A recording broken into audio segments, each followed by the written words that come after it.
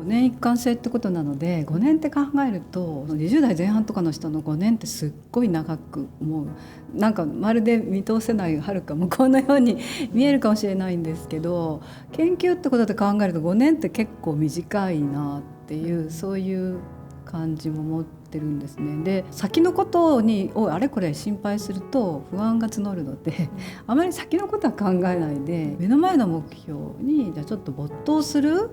っていうことを身につけると、あんまり不安を感じないでいろんな業績を達成していけるんじゃないかなと思います。経済的な面で言うと、日本学術振興会の特別研究員でありますよね。あれが取れるとすごく研究のサイクルが良くなる、好循環に移るので、それを取ることで、研究もしなきゃって責任感も出るし、それを取ったっていうことが後で高い評価につながるし、アウトプットも出てくるし、ぜひそれをもう入学した時から考えて研究どんどん進めてほしいなと思っています。著書はあんまり多くないんですけど、短著実はこの1冊しかなくて、身体表彰っていうようなことを昔 ATR っていう NTT と関連している研究所に勤めていたことから、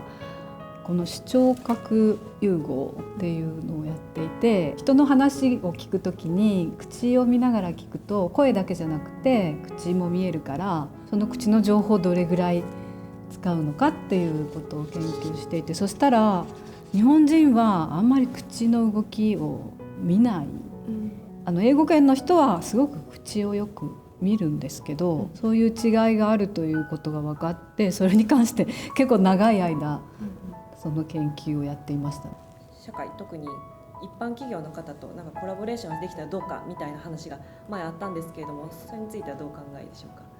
今は高齢者の脳を活性化するっていうことで、楽器なんかやったことがないっていう方に鍵盤ハーモニカをやっていただくっていう研究をやってるんですけども、それすごくいいっていうことが分かってきまして、そういう楽器を通して社会に貢献している企業と連携するっていうことができればいいなとは思っていて、お声かけしてみようかなと思っています。先生が一番頑張った仕事は何ですか？その質問は難しいんですけど、世の中一般的なインパクトが高いっていう意味ではネイチャーに出した論文があります。これはね、逆さメガネという変なメガネをかけて1ヶ月生活したら脳の中がどうなるかっていうのを fMRI っていうので調べた研究なんですけれども、で2年ぐらいで論文刊行、実験から論文出るまで、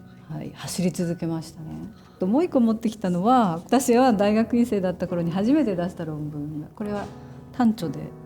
出したんですけど、この論文を書いたから私はなんか研究者の第一歩を踏み出したっていう感じですね。